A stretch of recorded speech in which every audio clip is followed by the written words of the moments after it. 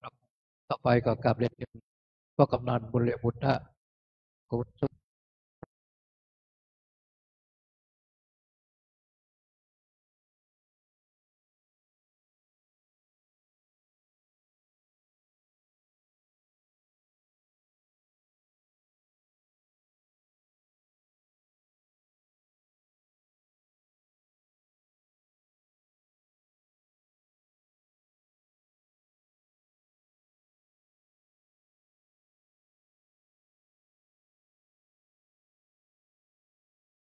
2 3 4ที่ไม่ได้เปลี่ยน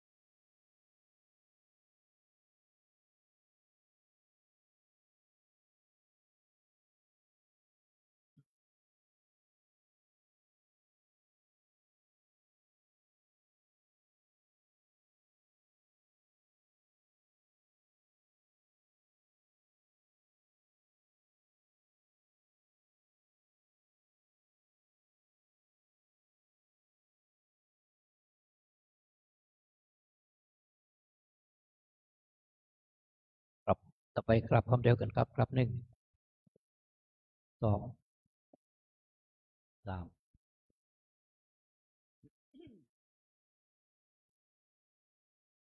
โหนโตเทวตาโยโนลาเทวภูเทวดาเจ้าตั้งลังมวลหมู่อาสาธิตอยู่คู่แดนเมืองงานรักษาอย่างแม่นำแลฝ่ายเมืองอันเมเลเทเลียงองค์อาจอันรักษาอย่างพระพุทธบาทพระธาตุและเจดีย์แต่เดิม มีว่าไฟอันอยู่จิมพระนิรันดร์พระหักตังไว้สืบมามีตั้งกลุ่มพันและกลุ่มเพเยินแทบตาตีตาวาระรุกาจาเตวตาอันอยู่วิมันคงเขตดาวดานโดยดงอากาศเวหาโหนภายแผ่เฮเสื่องบนตาจาโตลูกเต้าสี่องค์การจอบซึ่งเงาพระอินทราโนมแนวนอบจืดตามภาษาขายเป่าแก้วพอเล็งโดงเพลลดนักนำลมจุ่มโปรไฟตามใจต่างนางนาทายแม่ทอนละเนอันรักษาอย่างป่าทาเวเพื่อนเป็นกวางแห่งพระสุธาขออังเจิญต้านต่างหลายจุกมาโจมชื่นยาวถึงบนตานแถบเตียมมันรีเทโทนสาฐานพระโคโดมแป้งไฟเฝ้านิลันดอนพ่อขาขอหยอกอนนบนิ้วตางวางเกี้ยวกับวันตาขออังเจิญตั้งต่างหลายจุกมาผาตาอนุโมทนาจิโมลาสถาผู้ขาต่างหลายที่ได้มาทำบุญเฮตานายที่กากาละวันเนนาจุกจักมีเจ้งแต่ดินเลโยสันนิสิโนวะละโพธิโมเลมาลักษาเสนังมหันติวิจัยโยสัมโพธิมากันจิงอนาตตัญญาโนโยโลกุตตโมตังปันนามามีพุทธทางต่างปันนามามิธรรมังตังปันนามามิสังฆังสาธุสาธุโอกาสาพันเตคะแด่พระแก้วเจ้าตั้งสามและพระปัญจาราตันนาพระแก้วเจ้าต่างอาจำพวกอันสถิตสำราญอยู่วัดวาอารามสถานที่เนเป็นต้นเป็นเกาเป็นประธานและสถิตสำราญอยู่จันปาตาว่าติงสาพระกาพรมสวรรค์กัตเทวาโลกและอานสถิตสำราญอยู่เหนือหนาจมโปดจู้ที่จู้แห่งจูตนจู้พระองค์วันนี้ก็หากเป็นวันเดถีถีอันวิเศษเหตุว่าเดือนเก้าเหนือแรม8ข้ามก็ได้มาจูจอดรอเติงเถิง ยังมูลสัทธาผู้คาตั้งหลายจุหอจุงานจุผู้จุคนจุใหญ่น้อยยิ่งใจก็จริงได้ปาการมาสนองคงควายตกแต่งแปลงพร้อมน้อมนำมายังตูปาบุภาลาจาดวงดอกข้าวตอกดอกไม้ไฟเทียนและโอตันนาพัตตาหารและน้ำสารทั้งหลายตามวลพวกนี้เพื่อว่าจักนำมาถวายปูจาผู้ตานแด่พระเกี่ยวเจ้าตั้งสามและตั้งหาพระองค์ว่าสันนี้แต่ดีหลีขอพระเกี่ยวเจ้าตั้งสามและตั้งหาพระองค์จุเมธรรมาเมตตาเอนโดคุณะวายนาปฏิการับเอาอย่างปาลามิชาปูจาแห่งมลสัทธาผู้คาตั้งหลายเรียเพื่อเฮอใดโสดังกรรมกรรมพาธนาแห่มูลสัทธาผู้คาตั้งหลายว่าสันนิแต่ดิลีโบนเนี่ยร้อยสี่อันนี้นามีมากเมื่อมูลาสัทธาผู้คาตั้งหลายได้มาทำโบนเฮอตานายที่ข้ากาละวันนี้ก็ขอเฮอมาเป็นปัจจัยกรรมโจอดโนนยางมูลสัทธาผู้คาตั้งหลายได้เอาตนตนลอดโปนเสียยาอันตรายทั้งหลายต่างๆนั้นนาเป็นตนว่าข้อปีข้อเดือนข้อวานข้อยามข้อเจ็บใครได้ภายญาติข้อหมู่โลกาต่างหลายต่างๆนานาเพียที่โลกาข้ออันใดที่ได้มาปรากฏบังเกิดกับตนตัวแห่งโมลสัทธาผู้คาตั้งหลายแล้วก็ขอเฮอได้ลังงับก็หายไปในทีคากาละวันเนข้ออันได้ที่ยังบ่ได้มาปรากฏบังเกิดกับตนตัวแห่งโมลาสถาผู้คาตั้งหลายก็จะได้มาปรากฏบังเกิดแถมซึ่งยังแถมสักปาการแถมซ้ำพอสองตั้งแต่มาโหตัลละยามนี้ไปนาขอเฮอโมลาสถาผู้ข้าตั้งหลายจงจำเริญไปโดยอายุปีอายุเดือนอายุยามอายุวันนาสุขาปัลลประกอบไปโดยโชคปีโชคเดือนโชควันโชคยามไปใจขอเฮอได้เอาตัวตั้งไว้อยู่กำโจยางวันละพุทธศาสนาขององค์พระสัมมาสามพุทธเจ้าและองค์พระมหาเจนนาถาเจ้าไปจนเสียงจีนละการยืนยาวนานนักนั้นจงจักมีเจ้งแต่เดเล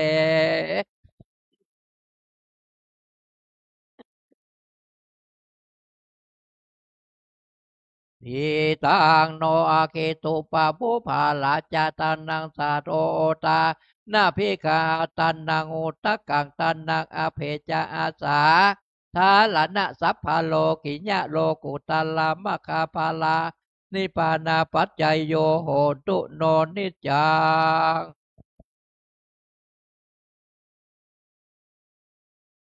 อิมินาสกาเลนะตังโพธังพิโพชายามาอิมินาสกาเลนะตังธรรมาพิโพชายามาอิมินาสกาเลนะตังสังฆังพิโพชายามาอะระหังสัมมาสัมพุทโธภะคะวาโพธังภะคะวันตังสวากขาโตภะคะวะตาธัมโมธัมมังนามัสสามิสุปฏิปันโนกสังโฆสังฆังนามามิหันธรรมยังพุทธัสสะภะคะวะโตบุพพะคะนามะกะลังกะโลมาเสเอง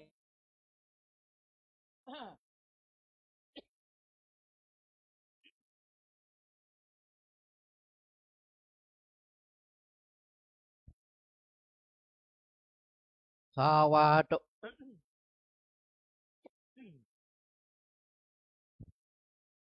หันตัสสะภะคะวะโตหะโตสัมมาสัมพุทธัสสะหันธรรมยังพุทธาภิทุติงกะโลมาเสเอง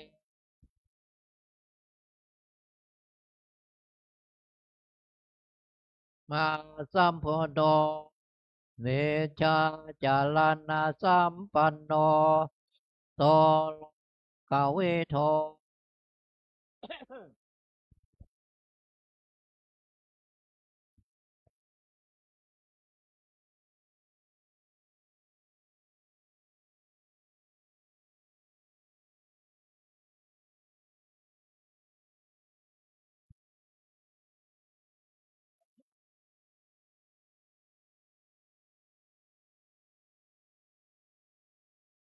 วมโน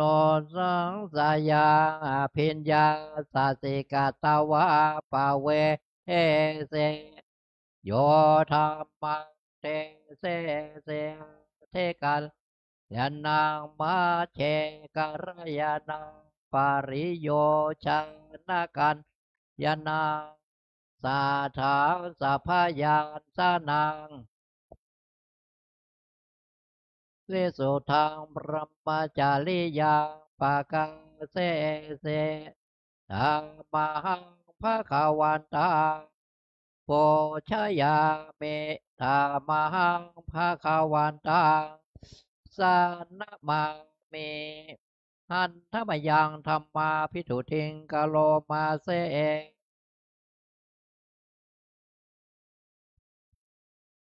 วตาธรรมโมสันเทติโกอาคังลิโกปัสสิโกโอปานายิโกปัจจตังเวทิตาโพโยเอตามหังธรรมังโพชยามิสานามังมิหันธรรมยังสังฆาภิทุติงกะโลมาเสโนภะคะวะโตสาวกสังโฆโอสุปฏิปันโน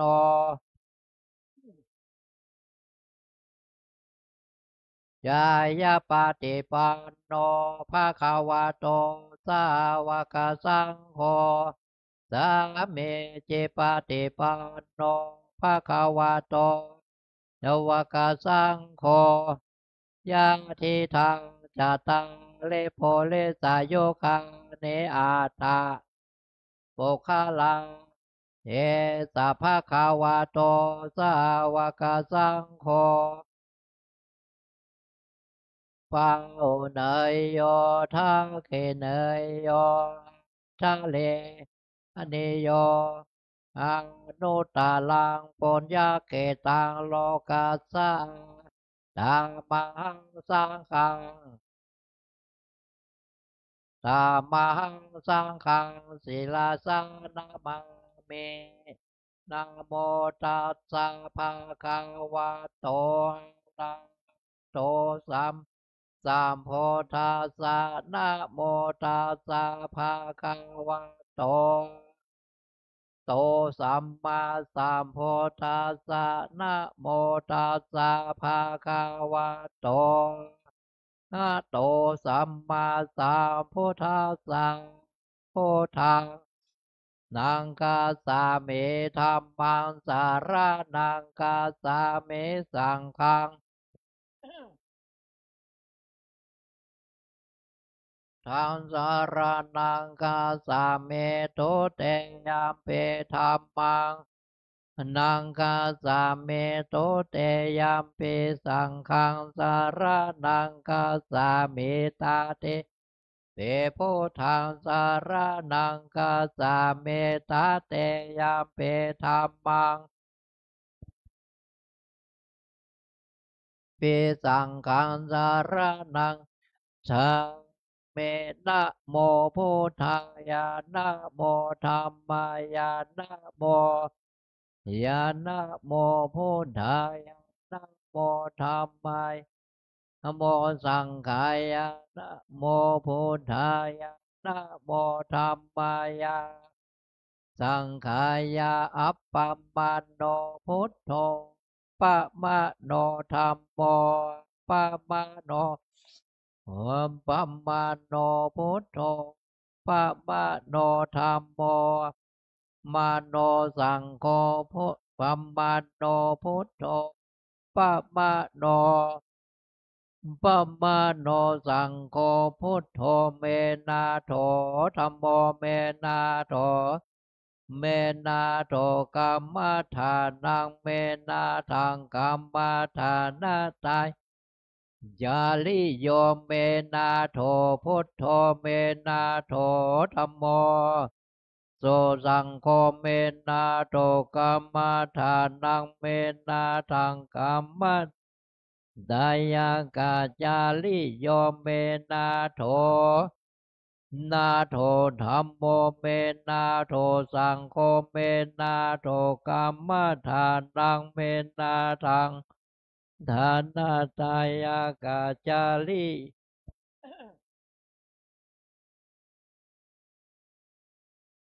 กัมมัฏฐานังเทจาเมพุทธาโนสาเทกัมมัฏฐานังตาเมพันเตหะพันเตโนสาเท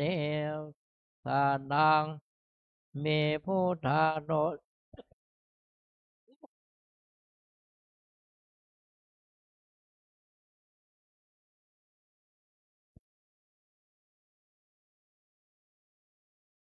นุสาเทกัมมัฏฐานังเชทาเมพันเตหะพันเตอุปจาระสามาเทงยาจาเมหัมเตเปเตอุปจาระสามายัจจาเมหัมพันเตเปเตจาระสามาเทงยัจจาเมเอเตเปโสภะอารังหังสัมมาสัมพุทโธเวชาจาลานาสัมปันโนโสกา หุกาเวโทโนตาโลโปลิสาธรรมาสาลเถเทวามาโนสานัง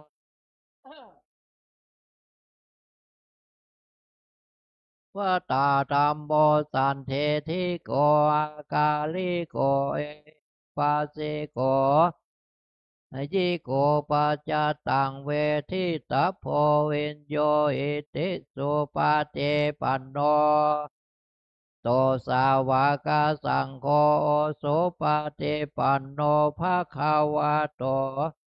ก็สังโฆยายาปฏิปันโนภะคะวะโตก็สังโฆสามิจิปฏิปันโนภะคะวะโตก็สังโฆยะทิทางจัตตาลิโปลิสายุคาเนทาสาโปคาลายสาภาคาวาโตโอนายโยทาเกเนยโยชะเลกาลานิโย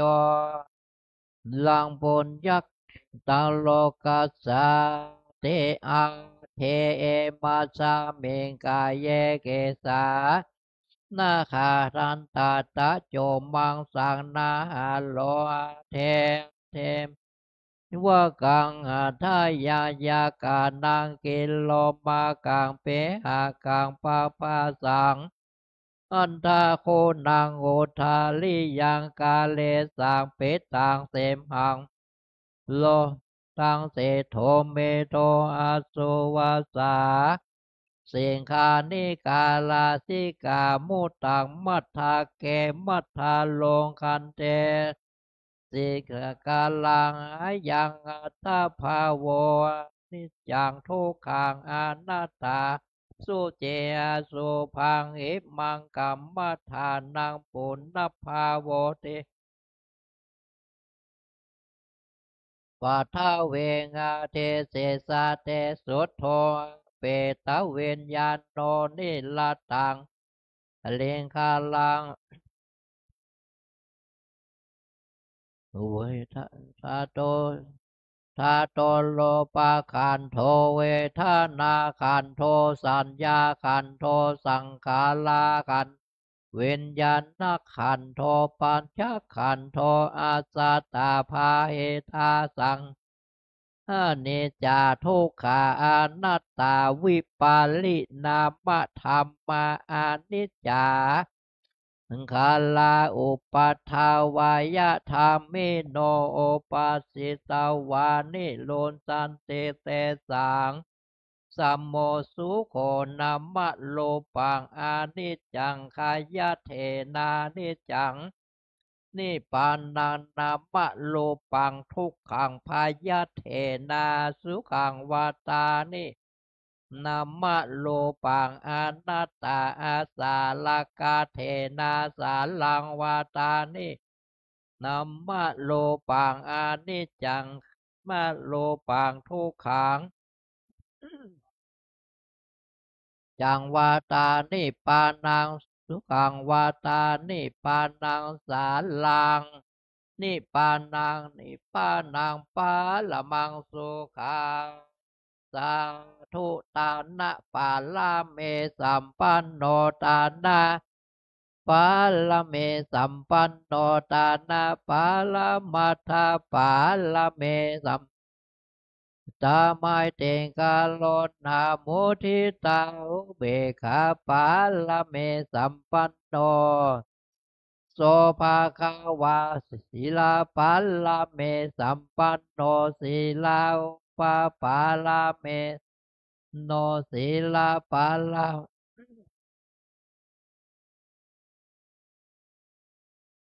ลุนาโมทิตาอุเบกขาปาลเมสัมปันโนปิโสภาคาวาเนคขมาปาลเมสัมปันโนเนคขมาเมสัมปันโนเนคขมาปาลมัทธปาลเมสัมปันโนเทกาโลนามุทิตาอุเบกขาปาลเมสัมปันโนปิโสภาคาวา อุปปาลเมสัมปันโนปัญญาปาลามาตาปาลเมสัมปันโนเมตตากาโลนาโมทิตาอุเบกปาลเมสัมปันโนปิโสภาคาวาวิเลญญาอุปปาลเมสัมปันโนวิเลญญาละมัทธปาลเมสัมปันโนเมตตา ลุนาโมทิตาอุเบกขาปาลเมสัมปันโนปิโสภาควาขันเตปาลเมสัมปันโนขันเตลาเมสัมปันโนขันเตปาลมัทธปาลเม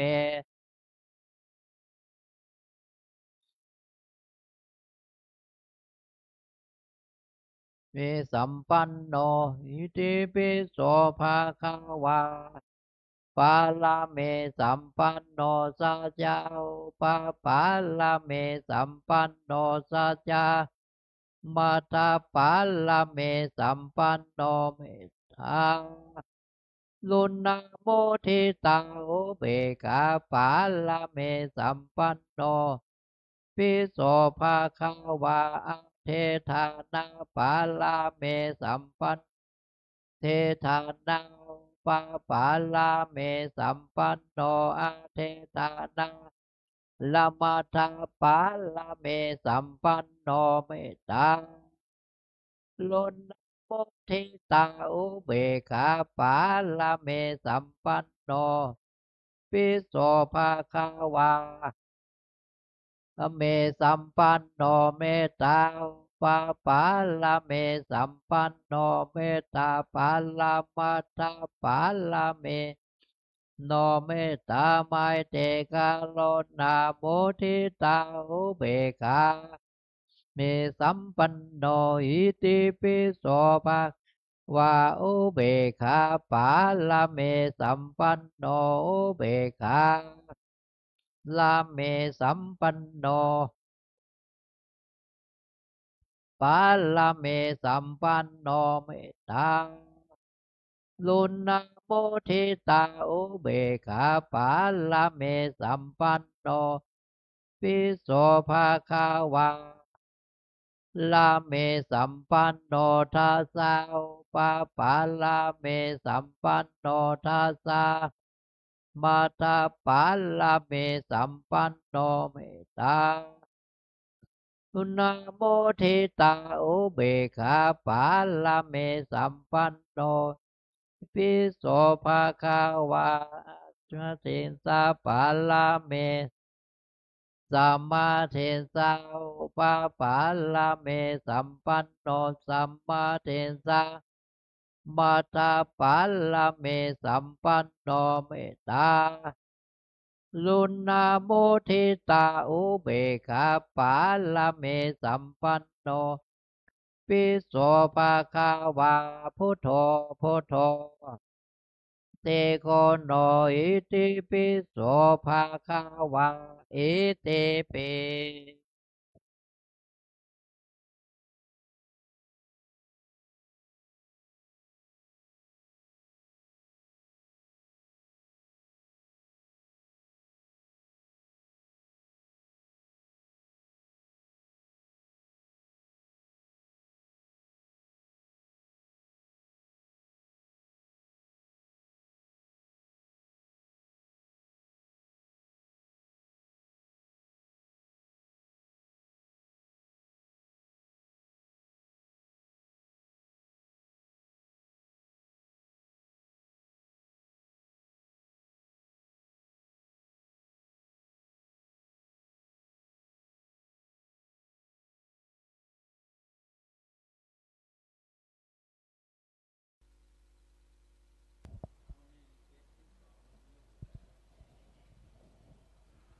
ครับ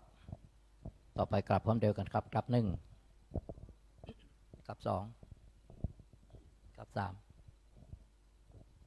อิมินาสากาเลนะตังโพธังมินาสากาเลนะตังธรรมังอภิโปชยามะมินาสากาเลนะตังสังฆังอภิโปชยามะระหังสัมมาสัมพุทโธภะคะวาโพธังภะคะวันตังพิวาเทมิสวากขาโตภะคะวะตาธัมโมธัมมังนามัสสามิสุปฏิปันโนภะคะวะโตสาวกสังโฆสังฆังนะมามิครับต่อไปกลับท่านเจ้าคุณพร้อมเดียวกันครับกลับหนึ่งกลับสองกลับสามมายังพันเตเตสาละเดนาสาหะปัญจศีลานิยาจามาตุเตยามเปมายังพันเต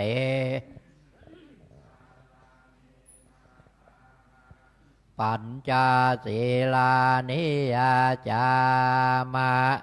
ตาเตยามเปมายังพันเตติสาละเนนาสาหะปัญจศีลานิยาจามานะโมตัสสะภะคะวะโตอะระหะโตสัมมาสัมพุทธัสสะนะโมตัสสะภะคะวะโตอะระหะโตสัมมาสัมพุทธัสสะนะโมตัสสะภะคะวะโตอะระหะโตสัมมาสัมพุทธัสสะนะโมตัสสะภะคะวะโตอะโตสัมมาสัมพุทธัสสะนะโมตัสสะภะคะวะโต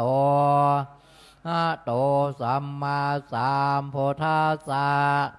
นะโมตัสสะภะคะวะโต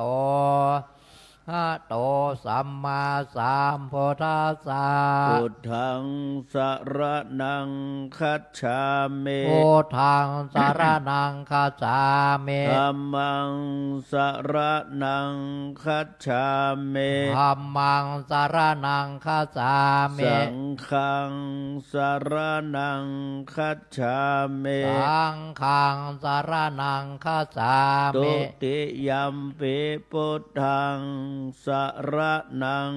คัจฉามิตุติยัมปิพุทธังสรณังคัจฉามิตุติยัมปิธัมมังสรณังคัจฉามิตุติยัมปิธัมมังสรณังคัจฉามิตุติยัมปิสังฆังสรณังคัจฉามิตุติยัมปิสังฆังสรณังคัจฉาตมิติยัมปิพุทธังสรณังคัจฉามิตติยัมปิพุทธังสรณังคัจฉาตมิติยัมปิธัมมังสรณังคัจฉามิตติยัมปิธัมมังสรณังคัจฉาตมิติยัมปิสังฆังสรณังคัจฉาตมิติยัมปิสังสรณังคัจฉามิปานาติปาตาเวระมณีเสขาปะตังสมาธิยามิปานาติปาตาเวรมณีสิกขาปะทังสมาธิยามิอาตินนาตานาเวระมณีเสขาปะตังสมาธิยามิอาตินนาตานาเวรมณีสิกขาปะทังสมาธิยามิกาเมสุมิจฉาจาราเวระมณีเสขาปะตังสมาธิยามิกาเมสุมิจฉาจาราเวรมณีสิกขาปะทังสมาธิยามิมุสาวาตาเวระมณีเสขาปะตังสมาธิยามิมุสาวาทาเวรมณีสิกขาปะทังสมาธิยามิสุราเมรยามัชฌาปมาตฐานาเวระมณีเสขาปะตังสมาธิยามิสุลาเมลายามาชาปามาตฐานาเวรมณีสิกขาปะทังสมาธิยามิมาเนปัญจสิกขาปทานิ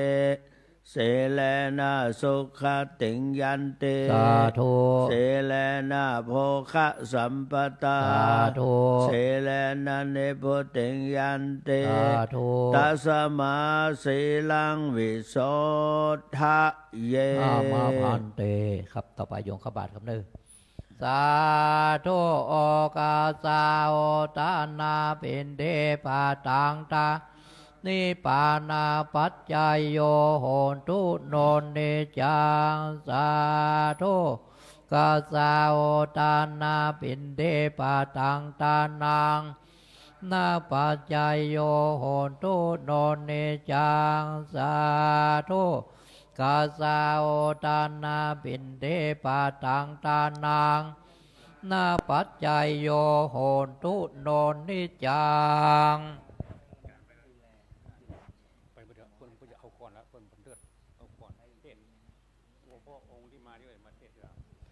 พี่น้องศรัทธาที่บอกแต่เจ้าว่าเขาจะต้อนรับมุทิตาสักการะพระคุณเจ้าที่สอบประโยค3ไปปุ้นหน้าประตูโค้งเลยเข้าไปไหนก่อนใช่ไปถึงอาราธนาได้เนอะขณะนี้เขาจะเปลี่ยนเวลาจากว่าก่อนจะรับปอนมาเป็นก่อนจะเต้นละเพราะองค์ที่เขาจะได้มุทิตาสักการะเนี่ยเปิดชอบประโยค3ได้แล้วเป็นองค์เต้นวันนี้เจ้านี่โดยนะครับ ก็เลยปรับเวลาเนาะขณะนี้วัดอาจารย์จะนำพานดอกไม้ทุบเทียน ไปอัญเชิญพระคุณเจ้าที่สอบบาลีประโยค ไปอาราธนา ไปอาราธนานะครับไปอาราธนาพระคุณเจ้าที่ประตูโขงเนอะเตรียมนะแล้วก็เข้าไปนิพพานก่อนไปกราบพระธาตุกราบหลวงปู่นิพพานแล้วเข้ามานี่นะก็แบ่งตานี่นะครับถ้าพระคุณเจ้าเข้ามาหมู่เฮาก็หันหน้ามาเพิ่มแล้วก็พนมมือสาธุนะนะครับพระคุณเจ้าพระเถระดุจระในจะเดินชัยมงคลคาถาเดินชัยมงคลคาถานะครับ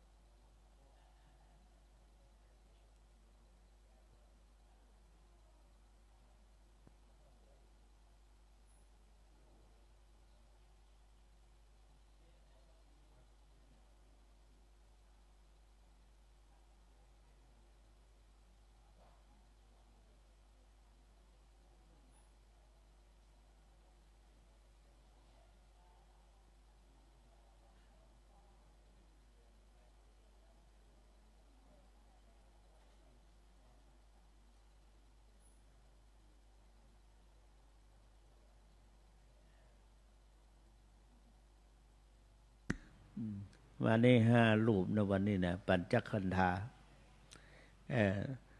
ประโยค3นั้นมีอยู่3 รูปพระมีอยู่2 รูปเนน1 รูปเนนเก้านะเนน9หรือเนน9นพเก้าแล้วก็ประโยค2นั้นพระ2 ใน 1พระ1 ใน 2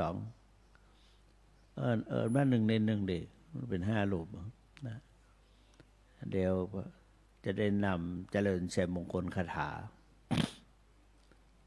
วันนั้นท่านพระครูปลัดสุวัฒนมงคลสิทธิคุณและก็ท่านพระมหาสอได้ไปครูใหญ่กับเลขาได้ไปคือกำลังใจเอารถตู้ไป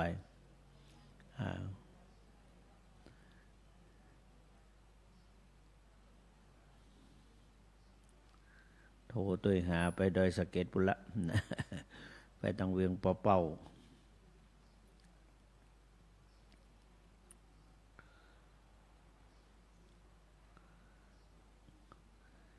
เรียนบาลีเนี่ยต้องใช้ความพยายามไม่ต้องมีวิริยะอุตสาหะ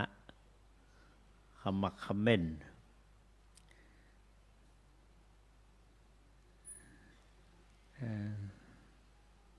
หลวงปู่เพิ่นตั้งไว้เพิ่นว่า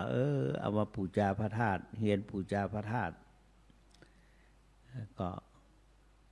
สำเร็จคือเพิ่นแต่นี่ประโยคเก้าถึงหมดนั่นปัจจุบันนี้ประมาณ9 รูป 10 รูป9 รูป 10 รูปคนมีไม่ชีคนหนึ่งไม่ชีอ้อยได้บส9เรียนทำ9 ประโยคนอกจากนั้นเป็นพระภิกษุและสามเณร เขาเคยสามเณรนี่สอบได้ทีเดียวพรวดเป็นนาคหลวง3 ตนนะปีนั้นเนี่ยได้4 รูปมีฮั่นปีได้4 รูปประโยคเก่าโอ้เปิงร้องให้คุ้มหลวงปู่ว่าคุ้มค่าเหนื่อยหายเหนื่อยว่ะคุ้มค่าเหนื่อยตอนที่พระมหาธนวัตรสอบได้ปริญญาธรรมเก่าประโยคหลวงปู่ว่าคุ้มค่าเหนื่อยก็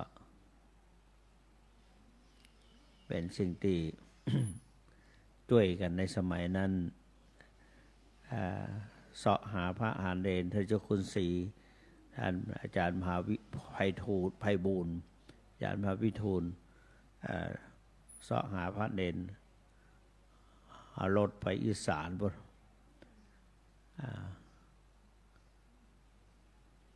ครับเป็นวันคืนข้ามวันข้ามคืนเอามาแล้วกึดในใจจะได้ว่าเป็นเนนตังสุรินดำคลิเขาแล้วเมื่อเดี๋ยวนี้ตัวดีตัวดักก็ตอนนั้นก็ตื่นรือร้นกันปรากฏว่าสอบได้กันเป็นจำนวนมากถึงวันนี้มีชื่อมีเสียงปีนี้ได้รับโล่โล่ไม่ไหนอย่างได้รับประกาศพิเศษเป็นสำนักดีเด่นเป็นที่2เนาะเป็นที่2ดีเด่นว่าของภาค7อาตมาได้รับมาวันนั้นมอบให้เลขาไปแล้วจะได้ไม่ได้ขึ้นมาอ่านให้ศรัทธาญาติโยมฟังวันต่อไปก็จะได้เอามาอ่านให้ฟังว่าเราทำได้อย่างพ้อง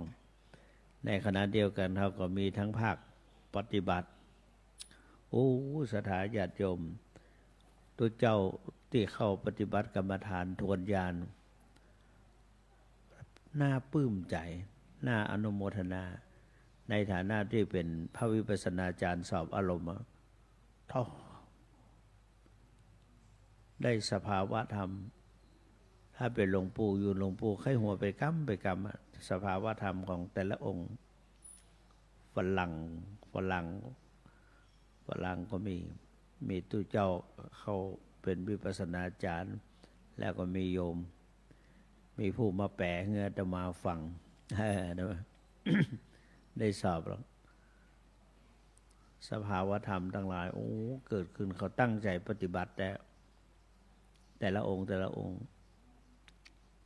เขาก็ประม่วนประงันแล้วก็ใครมีอย่างก็มีมะม่วง2 ลูก3 ลูกพามาเอาใส่ถาดน้อยๆนะอย่าภาชนะสี่เหลี่ยมเปิดกีบกันเอาไม่หีบกีบเอากีบเอาอาตมาได้กล้วยไป2 บีตัดเอาไปแก่นเข้าใส่ได้ขนมมาตัดได้อันใส่ไปเลยเพิ่นก็เอาเหมือนกันบางองค์ก็เพิ่นขนมเปิ้นประชันก็มีเป็นเบาหวานก็ประชันเปิ้นไปกดไหลย้อนบะม่วงเพิ่นก็ประชัน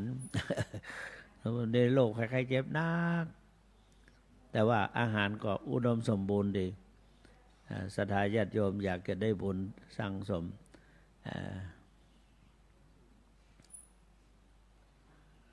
ใส่ไปตามมีตามเกิดต้องไปว่ามันน้อยมาปอกกินเนี่ยเนี่ยหางเขาน้อยเดียวเนี่ยเอาไว้ปนเบามาว่ามันเยถะปุญญสะนามัตตังอาคมิสติอุทพินทุนิปาเตนะอุมภะอย่างก็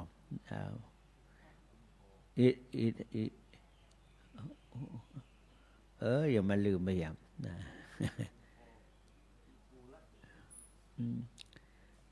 นิปาเตนะปุรไม่พึงดูเหมือนบุญว่าดูอาศัยน้ำตก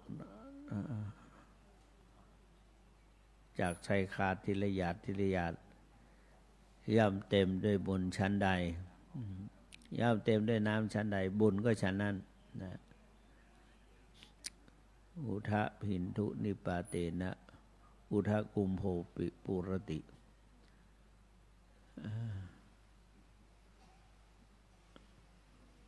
ไม่ได้ว่าเมิน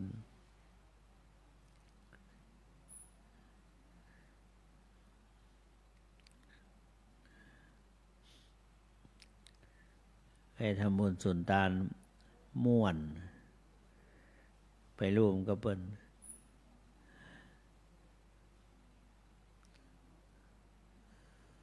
ตะ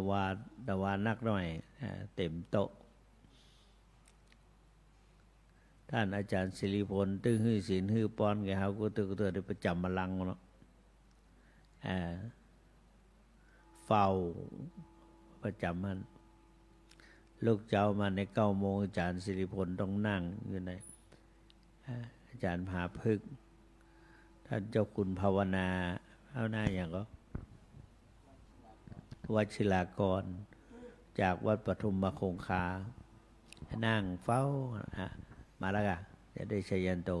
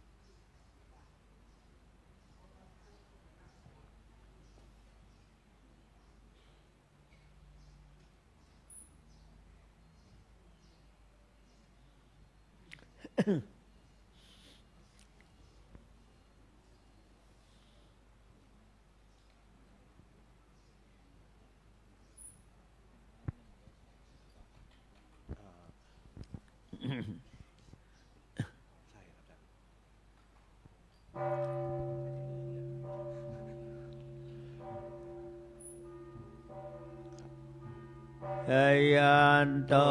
โพธิยาโมเรสักยานังนันทิวัตโนเอวะตวาวิชโยโหหิชยาสุชยามังคะเลอปลาจิตตปันลังเกสิเสปตเวปคะเลอภิเสเกสัพพพุทธานังอาคาปะโตปมนทันติสุนัขขัตตังสุมังคลังสุปภาตังสุโหติตังสุขันโนสุโมโตจะสุเยตังพรหมจาริสุปทาคินังกายกรรมังวาจากรรมังปัตตาคินังปัตตาคินังมโนกรรมังปณิทิเตปัตตาคินังปัตตาคินังนิกัตตวานารพันตเทปัตตาคิเนเป็นพระครูพิสารสรคุณครับพระครูพิสารสรคุณในว่าตุปีเจริญแล้วก็ท่านพงศิษฐ์เป็นมหาพงศิษฐ์ตอนนี้ก็พระครูพิสารก็เป็นมหาโดยเป็นพระครูโดยเอาก็ห้องมหาก็ได้ท่านพระมหาเจริญแต่เพื่อเป็นพระครูฐานะหลวงปู่นะเนี่ยโอ้ตื่นใจนิมนต์กราบรูปมือหลวงปู่ก่อนนะครับกราบหลวงปู่ก่อนมองตื่นใจเรียนประโยค4ต่อเนออาจารย์ดึงจนสุดความสามารถมีพานด้านข้างนะครับกราบสาธุสาธุศรัทธาดีใจเนาะแล้วนิมนต์นั่งเก้าอี้เลย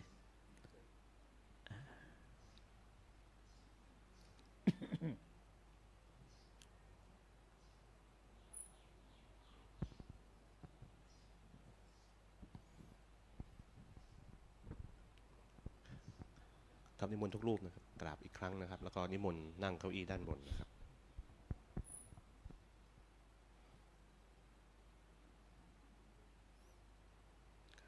นิมนต์นั่งเก้าอี้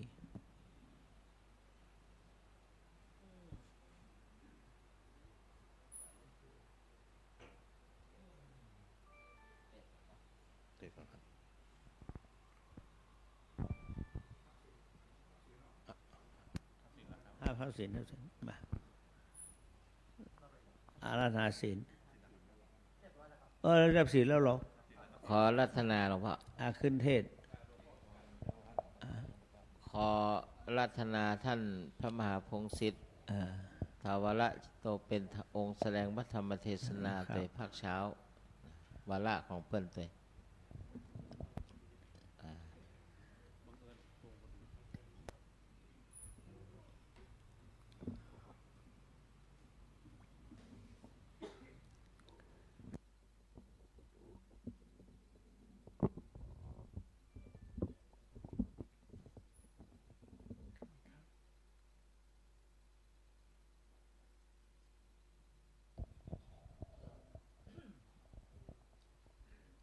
ปรมาจารโลกาธิปเตสหปาติกัดอัญชะเลอันทิวลังอัญญาจัตถาสันติทาสัตตาปรัชชคาสาติกาเทเสตุธรรมังอนุกัมปิมังปัจฉังนะโมตัสสะภะคะวะโตอะระหะโตสัมมาสัมพุทธัสสะนะโมตัสสะภะคะวะโตอะระหะโตสัมมาสัมพุทธัสสะโตอะระหะโต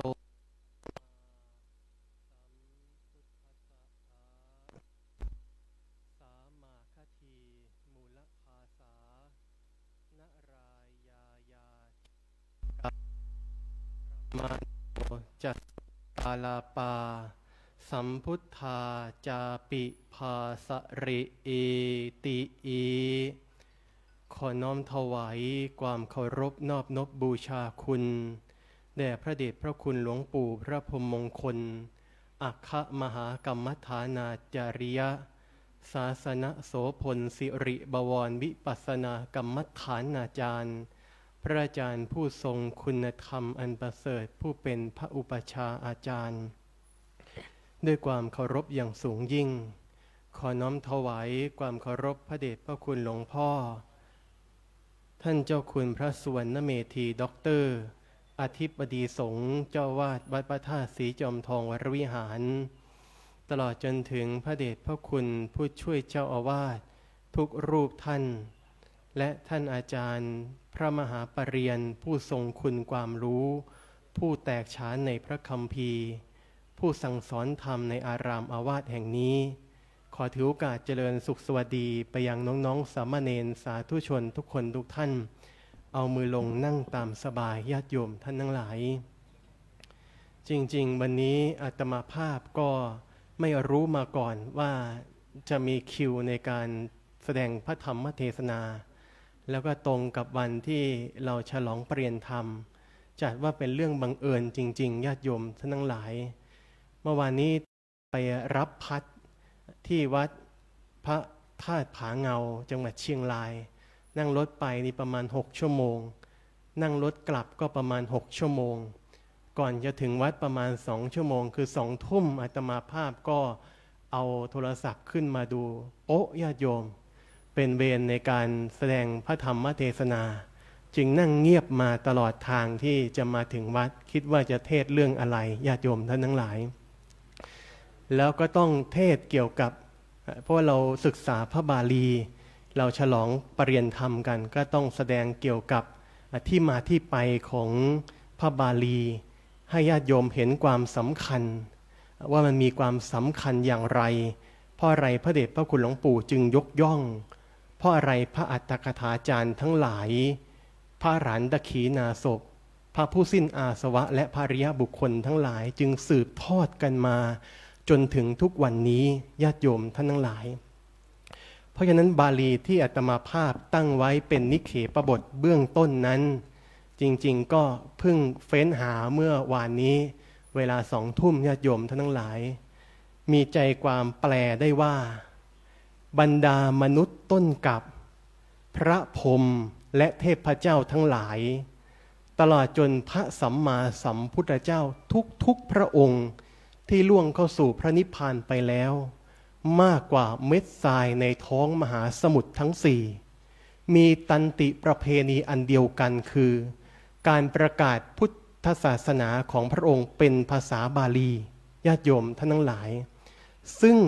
ก็คือภาษามาคทีหรือภาษามคธนั่นเองในสมัยนั้นเพราะภาษาบาลีนั้นจะเป็นภาษาที่สื่อสภาวะธรรมได้ชัดเจนที่สุดจะเป็นภาษาที่แยบยลแยบคายและมีความลึกซึ้งในการแสดงออกมาบันทึกทรงจำและรักษาไว้ซึ่งพุทธพจน์ของพระองค์ได้สมบูรณ์ที่สุดญาติโยมท่านทั้งหลายจึงมีพระบาลี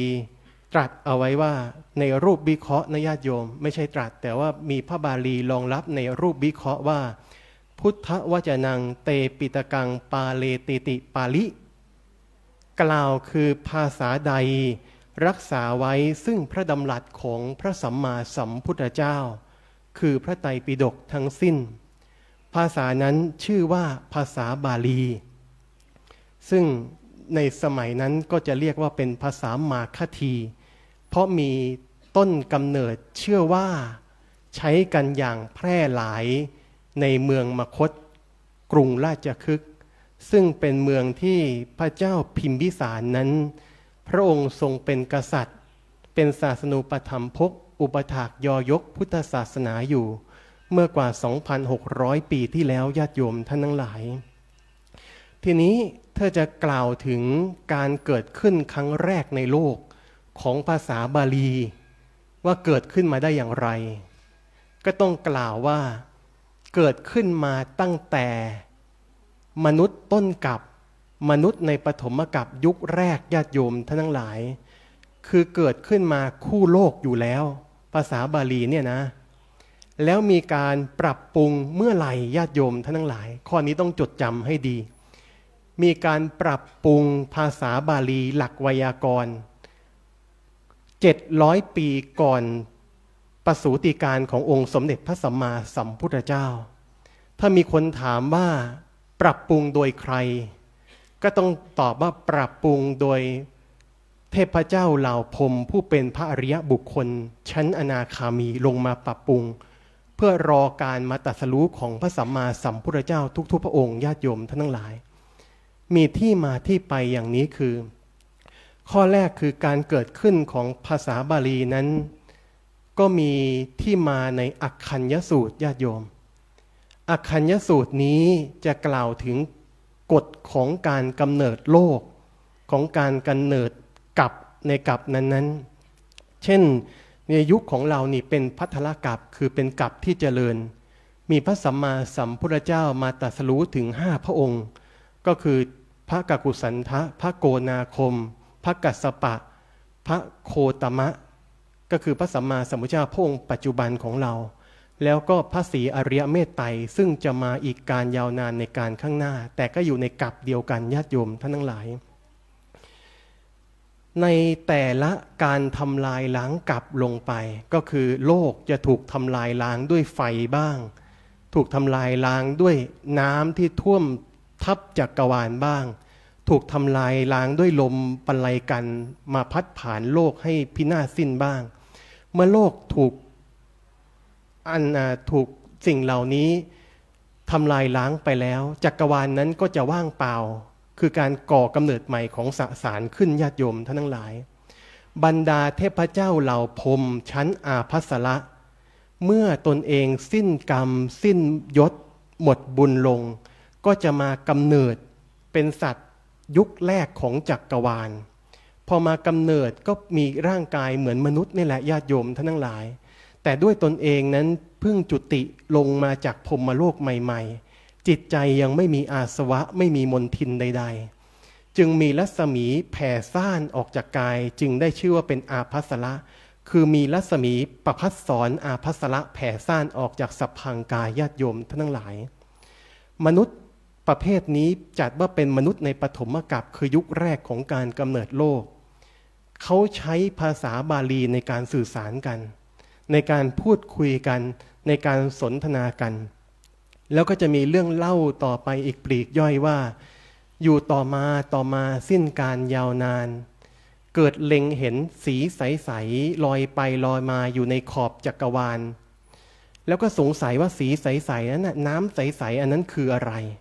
ต่างเรียกกันว่าง่วนดินญาติโยมท่านทั้งหลายเกิดมีจิตมีกิเลสคือความอยากในรส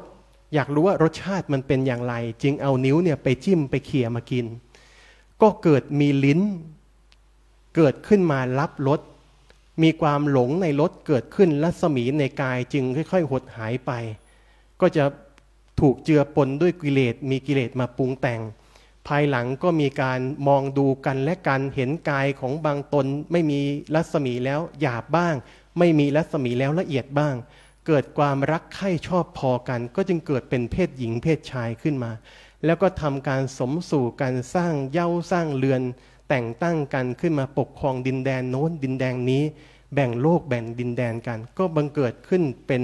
พระอาทิตย์และพระจันทร์เกิดขึ้นมาอย่างนี้ญาติโยมท่านทั้งหลายต้องไปหาอ่านในรายละเอียดปลีกย่อยในพระสูตรที่ชื่อว่าอักขัญญสูตรอันนี้ก็เป็นภาษาของมนุษย์ต้นกลับที่เขาใช้สื่อสารกันมาคู่โลกคู่จักรวาลตั้งแต่แรกอยู่แล้วญาติโยมท่านทั้งหลายแล้วมีการสังคายนาปรับปรุงเมื่อไหร่อันนี้พูดถึงการเกิดแล้วนะญาติโยมรู้เรื่องการเกิดของภาษาบาลีแล้วมีการปรับปรุงเมื่อไหร่นี้มีที่มาในคัมภีร์ชั้นอัตถกถาว่า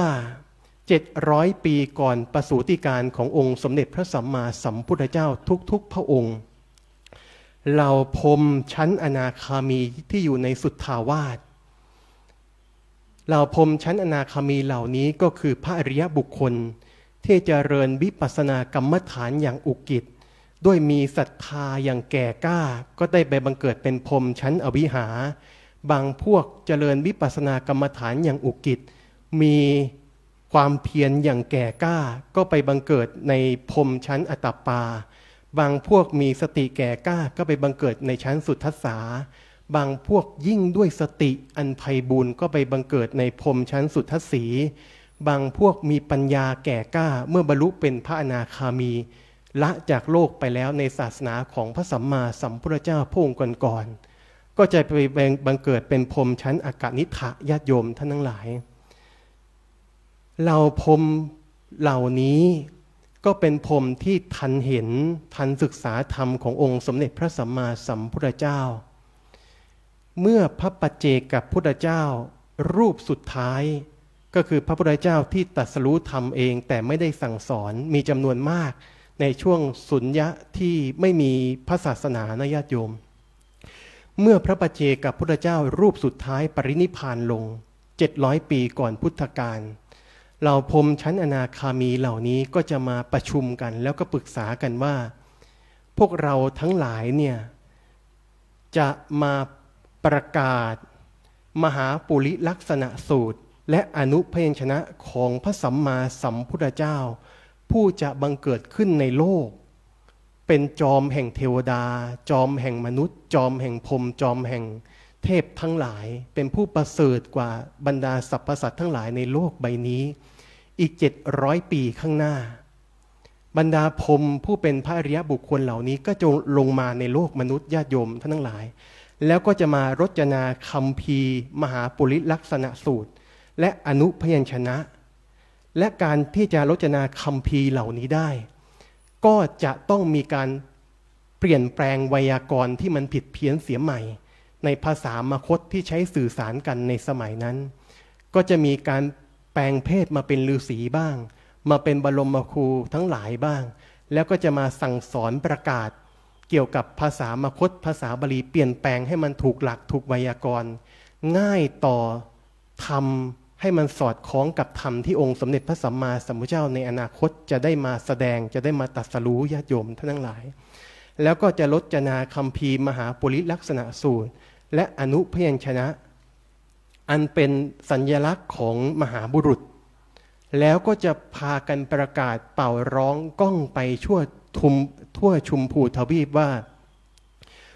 ลูกๆทั้งหลายลูกศิษย์ลูกหาทั้งหลายบรรดาท่านทั้งหลายขอจงฟังเถิดหากท่านเกิดขึ้นมาแล้วพบเจอใครที่มีลักษณะอย่างนี้มีอนุพยัญชนะอย่างนี้ครบถ้วนบริบูรณ์อย่างนี้บุคคลนั้นพึงหวังผลได้2 ประการคือ 1. จะได้เป็นพระเจ้าจักรพรรดิผู้ปกครองโลกใบนี้ประการที่ 2หากไม่อยู่ครองเรือนและออกบวชจะได้ตรัสรู้อภิเษกเป็นพระสัมมาสัมพุทธเจ้าในอนาคตการอย่างเที่ยงแท้แน่นอนนี่คำพีนี้ที่ท่านอัญญาโกณฑัญญะได้ศึกษา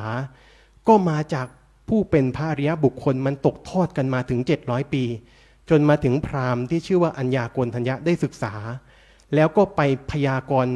การประสูติการของเจ้าชายสิทธัตถะไว้ในคติเดียวว่าเด็กคนนี้เมื่อเกิดขึ้นมาแล้วจะได้ตรัสรู้เป็นพระสัมมาสัมพุทธเจ้าอย่างแน่นอนนิญาติโยมท่านทั้งหลายนี่คือการปรับปรุงไวยากรณ์ของพระภาษาบาลีการเกิดขึ้นก็เกิดขึ้นตั้งแต่มนุษย์ต้นกับผู้มีจิตบริสุทธิ์การปรับปรุงเปลี่ยนแปลงแก้ไขสังคายนาก็มาปรับปรุงเปลี่ยนแปลงแก้ไขโดยพระพรหมผู้มีจิตบริสุทธิ์ผู้ได้เจริญทั้งสมถกรรมฐานวิปัสสนากรรมฐานของพระสัมมาสัมพุทธเจ้าพระองค์ก่อนๆแล้วได้บรรลุเยยธรรมนิญาติโยมท่านทั้งหลายภาษาบาลีนั้นจึงมีความบริสุทธิ์วิเศษถึงเพียงนี้ดังที่อาตมาภาพได้กล่าวมา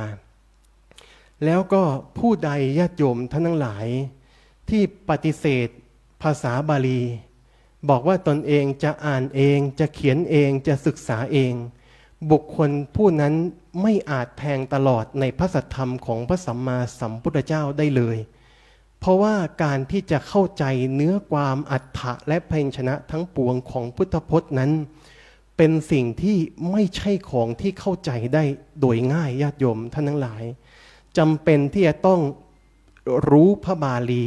แล้วก็จำเป็นที่จะต้องมีครูบาอาจารย์ปุจฉาวิสัชนาบอกกล่าวเล่าเรียนแล้วมีการสั่งสอนกันญาติโยมท่านทั้งหลายจึงมีพระบาลีกล่าวเอาไว้อีกว่าโยนิรุตติงณสิกขยะสิกขันโตปิตะกัตตยังปเทวิกังขยะวเนอันทะคะโชยถาแปลใจความเป็นกลอนสนอโสดได้อย่างนี้ญาติโยมท่านทั้งหลายไวยากรณ์บาลีบอกขีดเขียนหวังเพียรเรียนอ้างพระไตรทุกบทย่อมสงสัยดุจช้างภัยไร้ดวงตาอันนี้ถ้าเกิดเอามาขยายอธิบายใจความอีกก็คือผู้ใดใคร่ศึกษาพระไตรปิฎกใคร่ศึกษาธรรมะคือพุทธพจน์ทั้งปวงขององค์สมเด็จพระสัมมาสัมพุทธเจ้าแล้วแต่ไม่รู้ไวยากรณ์ของพระบาลีอันเป็นพื้นฐานเสียก่อนผู้นั้นพึงสงสัยไปเสียทุกบททุกอรรถะทุกพยัญชนะเลยญาติโยมท่านทั้งหลายเปรียบเสมือนกับช้างตาบอดเที่ยวไปในป่าที่พึงสงสัยพึงลังเลไม่กล้าเหยียบไม่กล้าก้าวลงไปในแต่ละย่างก้าวของตนเองฉันนั้นนี่ญาติโยมท่านทั้งหลายแต่ถ้าเกิดว่าจะมีคำถามว่าถ้าเราต้องการศึกษาพระไตรปิฎกแล้วเนี่ยเพื่อที่จะนำไปสู่การประพฤติปฏิบัติที่ถูกต้อง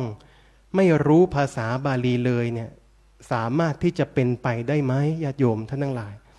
ก็ต้องตอบว่าได้เหมือนกันญาติโยมแต่ว่าต้องมีกัลยาณมิตรหรือครูบาอาจารย์ผู้มีหลักในพระบาลีบ้างผู้ที่มีความแตกฉานในพระไตรปิฎกมาคอยขนาบมาคอยบอกมาคอยกล่าวมาคอยสอนไม่สามารถที่จะไปอ่านเองแล้วไปปฏิบัติเองได้นะโยมนะเดี๋ยวเพี้ยนญาติโยมท่านทั้งหลายแล้วก็มีให้เห็นมาเยอะต่อเยอะคือปฏิบัติโดยทิ้งหลักพระไตรปิฎกทิ้งหลักพระบาลีเนี่ยญาติโยมท่านทั้งหลายคือผู้ที่ไม่รู้พระบาลีเลยก็ต้องมีกัลยาณมิตรก็คือครูบาอาจารย์จะทำให้การปฏิบัติการศึกษานั้นพอจะเข้าใจได้บ้างเท่านั้นพอจะอยู่ในร่องในรอยได้ แต่ถ้าเกิดว่าประสงค์ที่จะแตกฉานชัดเจนจริงๆก็ต้องค้นคว้าเพิ่มเติมแล้วก็ศึกษาในพระบาลีที่ถูกต้องถูกตรงแล้วก็จึงจะสามารถที่จะเป็นแผนที่เป็นจดหมายเป็นเครื่องหมายให้นำไปสู่การปฏิบัติแล้วก็ค้นคว้าเพิ่มเติมในหลักต่างๆได้อย่างกว้างขวางญาติโยมทั้งหลายอันนี้เป็นสิ่งที่จำเป็นในพุทธศาสนาของเราเพราะฉะนั้นผู้ที่ศึกษาและปฏิบัติและจึงจะสามารถที่จะผู้ที่ศึกษาในพระบาลีด้วยศึกษาในพระไตรปิฎกแล้วก็ลงมือประพฤติปฏิบัติอย่างถูกต้องถูกตรงจึงจะเกิดปฏิเวทคือผลจากการปฏิบัติคือวิปัสสนาญาณมรรคผลพระนิพพานแล้วก็สามารถที่จะเป็นครูบาอาจารย์ที่เป็นอายุของพุทธศาสนาได้อย่างถูกต้องและสมบูรณ์งดงามสืบต่อไปญาติโยมท่านทั้งหลายพระภาษาบาลีนั้นจึงมีความสำคัญอย่างนี้แม้แต่เราท่านทั้งหลายภิกษุสงฆ์ครูบาอาจารย์พระเดชพระคุณหลวงปู่เราหรือว่าหลวงพ่อเจ้าอาวาสก็ตามญาติโยมท่านทั้งหลายเราต้องยอมรับว่าพระภาษาบาลีนั้นมีอุปการะคุณตั้งแต่เราย่างก้าวเข้ามาสู่พุทธศาสนาแล้วคือเราจะเป็นพระได้จะเป็นพระภิกษุสงฆ์ได้เป็นภิกษุณีได้เป็นสามเณรได้ก็เพราะภาษาบาลีนี่แหละญาติโยมท่านทั้งหลายต้องมีพระอุปชาอาจารย์พระอนุสาวนาจารย์พระกัมมวาจาจารย์ที่สวดยัตติแล้วก็ประกาศในสงฆ์เป็นภาษาบาลีว่าสุนาเมพันเตสังโฆก็คือหมายรู้ให้ว่าบัดนี้เนี่ยเราได้บวชเป็นพระภิกษุแล้วนี่คือเราจะมีพระภิกษุสงฆ์เกิดขึ้นมาได้แต่ละรูปก็ต้องรู้ว่าเป็นเพราะพระภาษาบาลีทั้งนั้นญาติโยมท่านทั้งหลายแล้วก็เมื่อวานนี้อาตมาภาพนั้นก็ได้ไปรับพัดที่วัดพระธาตุผาเงาหลวงพ่อสมเด็จท่านเจ้าประคุณสมเด็จพระมหาธีราจารย์ท่านได้อัญเชิญโอวาทของท่านเจ้าประคุณสมเด็จพระสังฆราชซึ่งท่านได้เห็นภัยเห็นจุดอ่อนของผู้ที่ศึกษาบาลีอยู่บ้างท่านก็กำชับถ้าเกิดว่ามีการไลฟ์สดญาติโยมก็ลองไปเปิดอ่านฟังนะท่านกำชับย้ำเตือนของผู้ศึกษาผู้วิจัยผู้แปลภาษาบาลีหรือพระมหาปรริยนธรรมท่านก็ให้โอวาทให้น้ำธรรมคำสอนอย่างนี้ญาติโยมทั้งหลายท่านบอกว่าผู้ศึกษาในภาษาบาลีหรือหลักสูตรปรริยนธรรมนี้อย่าหยุดอยู่แค่ภาษาเพราะนี้เป็นจุดอ่อนอย่างหนึ่งของผู้ที่ศึกษาพระบาลีคืออย่างเช่นว่าเราไปแปลพุทธพจน์บทใดๆเราต้องพยายามค้นหาวิเคราะห์วิจัยความหมายนั้นให้เข้าใจแจ่มแจ้งท่องแท้ด้วยอย่าติดเพียงแค่ศัพท์เช่นบางทีผู้ศึกษาบาลีจะมีลูกเล่นเกี่ยวกับศัพท์เยอะญาติโยมท่านทั้งหลายเห็นศัพท์หนึ่งนี่ปฏิภาณมันทำงานแล้วว่าอันเนี้ยเป็นการอะไรเป็นบทอะไรวจนะบุรุษธาตุมาจากปัจจัยวาจกอะไรจึงทำให้มองในแง่ของไวยากรณ์ในพุทธพจน์ไม่ได้มองเอาความหมายเอาความแจ่มแจ้งหรือว่านัยยะที่พระสัมมาสัมพุทธเจ้าเนี่ยพระองค์จะต้องการที่จะสื่อสารจริงๆอันนี้ท่านเจ้าประคุณสมเด็จพระสังฆราช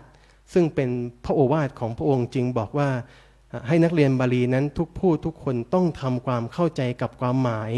แล้วก็มีธรรมวิจยะคือวิจัยวิเคราะห์ที่จะนำไปสู่ความแตกฉานยิ่งขึ้นไปอย่าหยุดอยู่แค่ไวยากรณ์ของภาษาบาลีเพียงแค่นี้อันนี้ท่านให้ความหมายมาญาติโยมท่านทั้งหลายแล้วก็ก่อนหน้านี้ประมาณ2 เดือนช่วงที่คนตื่นทำกำลังบูมนะญาติโยมก็คืออาจารย์เบียร์นั่นแหละพูดชื่อเลยเพราะญาติโยมก็คงจะรู้แล้วก็จะมีนักปราชญ์ที่เป็นครูบาอาจารย์ออกมาโต้ตอบกันเยอะในช่วงนั้นนี่ใครเก็บเกี่ยวความรู้ได้ก็สามารถที่จะมีความรู้เพิ่มเติมได้มากญาติโยมเพราะนักปราชญ์นี่ส่วนมากจะหวงความรู้มีคมอะไรมันจะเก็บไว้ในฝักแต่ในช่วงนี้เขาเอาออกมาใส่กันญาติโยมอาตมาภาพก็ฟังครูบาอาจารย์2 รูปซึ่งก็คือท่านพระอาจารย์มหาอุเทนปัญญาปริทัศน์เปลี่ยนคำ9 ประโยคซึ่งท่านเป็นลูกศิษย์ในพระกรรมฐานของหลวงพ่อพัทันตะอาสภะด้วยที่เป็นท่านปริยัติปฏิบัตินะญาติโยมแล้วก็ท่านอาจารย์อีกรูปหนึ่งคือ ท่านอาจารย์พระมหาสมบูรณ์ฉันทโกอันนี้ท่านเป็นเปรียนธรรม8ประโยคแต่ท่านมีความรู้ในเรื่องของพระบาลีใหญ่แล้วก็เป็นลูกศิษย์ของหลวงพ่อพระพัฒนตะวิโรจนะพระพัฒนตะวัดท่ามะโอญาติโยมท่านทั้งหลายพระพัฒนตะวัดท่ามะโอในญาติโยมซึ่งท่านก็แตกฉานในบาลีใหญ่และคัมภีร์ชั้นอัตถกถาท่านก็มาสนทนาธรรมกันญาติโยมท่านทั้งหลายมันมีบทที่ท่านโต้กันไปโต้กันมาด้วยคัมภีร์นะญาติโยมแต่มันไม่จบที่พระไตรปิฎกไม่จบที่อัตถกถาแต่ไปจบที่ฎีกาแล้วท่านอาจารย์พระมหาอุเทนท่านก็บอกว่าท่านยังเคลือบแคลงสงสัยอยู่เพราะมันไม่อยู่ในชั้นของอัตถกถาแต่ไปอยู่ในชั้นของฎีกาคือคัมภีร์ชั้นรองลงมาท่านบอกท่านไม่ลงใจเรื่องนี้จริงๆแล้วท่านก็พูดออกมาคำหนึ่งกับท่านพระมหาสมบูรณ์ว่าส่วนตัวบรรดาปริยนธรรม8ประโยคบรรเรียนธรรม9ประโยคแบบกระผมและพระคุณท่านเนี่ยการศึกษาพระบาลีเป็นเพียงแค่กุญแจเข้าไปไขตู้พระไตรปิฎกเป็นเพียงแค่กุญแจที่เข้าไปไขตู้พระไตรปิฎกซึ่งกว่าจะจบปริยนธรรม8ประโยคหรือปริยนธรรม9ประโยคบางทีมันล้าแล้วก็คือเรียนเอากุญแจมาแต่ว่าไม่ได้ไปอ่านพระไตรปิฎกเพิ่มเติมก็จะรู้อยู่แค่ในหลักสูตรที่แปลมาเท่านั้นซึ่งเป็นเพียงเศษเสี้ยวของพระไตรปิฎกญาติโยมท่านทั้งหลายคือแต่ถ้าเกิดว่าปริยนธรรม8ประโยคปริยนธรรม9ประโยคใช้ความรู้ในภาษาบาลีเนี่ยเข้าไปไขตู้พระไตรปิฎกเปิดพระไตรปิฎกออกอ่านมันจะแตกฉานเป็นปฏิสัมภิทายิ่งกว่าคนธรรมดาไปอ่านญาติโยมท่านทั้งหลายแต่ว่าท่านบอกว่าส่วนมากกว่าจะเรียนจบกันมาเนี่ยมันล้าแล้วก็มีกิจนิมนต์มีนู่นมีนี่เข้ามามันก็จะหลงไปในทางนั้นกันซะส่วนมากท่านก็เลยบอกว่าท่านยังไม่ปลงใจในเรื่องนี้ในเรื่องของคัมภีร์ที่กำลังถกเถียงกันอยู่เพราะมันไม่จบในชั้นของฎีกาแล้วท่านก็เชื่อว่าท่านมหาสมบูรณ์และตัวท่านเองเนี่ยยังรู้ไม่รอบจึงยังไม่สามารถที่จะปลงใจเชื่อในเรื่องนี้ได้นี่ท่านบอกอย่างนี้นะญาติโยมมันก็ได้ความรู้ในการที่ท่านมาถกเถียงมาปรึกษากันแล้วก็ส่วนตัวท่านพระมหาอุเทนเมื่อท่านจบปริยนธรรม9ประโยคใหม่ๆท่านก็บอกว่าอย่าว่าแต่พระไตรปิฎก45เล่มเลยท่านอาจารย์พัฒนตะบอกให้ท่านเข้าวิปัสสนา7เดือนท่านว่าท่านจะไม่เข้าแล้วเพราะมันล้าแล้วมันล้าจริงๆกว่าจะเรียนจบอ่ะญาติโยมทั้งหลายคือปริยนธรรม9ประโยคนี้ต้องเป็นอัจฉริยะในด้านภาษาบาลีเลยนะต้องใช้ความรู้ความทรงจำคัมภีร์ไวยากรณ์ไม่รู้กี่เล่มต่อกี่เล่มถามตรงไหนมานี่ต้องวิเคราะห์สำนวนต้องนู่นต้องนี่ต้องแต่งใหม่ต้องเปลี่ยนชั้นอะไรเงี้ยแม่นยำมากญาติโยมทั้งหลายท่านบอกท่านล้าแล้วยังไม่อยากจะเข้าเลยแต่ก็เกรงใจครูบาอาจารย์จึงเข้าให้ท่านอาจารย์ไป7เดือนแล้วเพราะฉะนั้นพระไตรปิฎกนี่ไม่ต้องพูดถึงเลยญาติโยมท่านทั้งหลายเนี่ยมันก็จะเป็นอย่างนี้มันก็จะวนเวียนกันมาท่านก็เลยไม่สามารถลงใจในคัมภีร์ฎีกาบางเล่มได้ท่านเถียงกันนะท่านปุจฉาวิสัชนากันนักปราชญ์ถกเถียงกันเราไปฟังนี่ได้ความรู้ญาติโยมแต่คนพาลถกเถียงกันนี่เราไปฟังนี่ไม่ได้อะไรเลยในปัจจุบันสื่อที่เป็นสื่อที่มันค่อนข้างที่จะลบมาญาติโยมเอาคนพาลมานั่งเถียงกันหาผิดหาถูกกันคนหนึ่งยอมรับคนหนึ่งไม่ยอมรับไปฟังนี่เสียสุขภาพจิตญาติโยมทั้งหลายเราต้องเลือกเสพข่าวด้วยนะบางทีบางครั้งเนี่ยเราต้องเลือกเสพข่าวเพราะสิ่งใดที่จิตของเรากินเข้าไปนะมันจะคลายออกมาแบบนั้นปัจจุบันคนจึงเป็นโรคซึมเศร้าเป็นโรคทางจิตเยอะญาติโยมท่านทั้งหลายเนี่ยมันก็มาจากสื่อทั้งนั้นญาติโยมมันมาจากสื่อพวกนี้ทั้งนั้นญาติโยมท่านทั้งหลายแล้วก็อาตมาภาพก็พูดถึงความสำคัญของพระบาลีมาแล้วก็ต้องขอกราบขอบพระคุณอย่างยิ่งในเมตตาธรรมของครูบาอาจารย์ที่สอนอาตมาภาพให้ได้สอบผ่านจริงๆซึ่งท่านก็มีความเป็นอัจฉริยะในพระบาลีมากญาติโยมท่านทั้งหลายท่านฟังอาตมาแปลสอนหลักต่างๆนี่เหมือนกับท่านรู้จิตรู้ใจเพราะด้วยประสบการณ์ท่านสอนมาหลาย10 ปี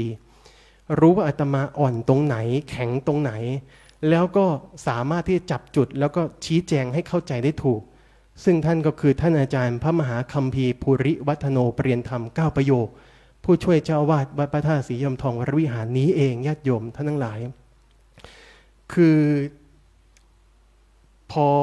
ได้มาศึกษากับท่านนี้ญาติโยมได้มาสอบซ่อม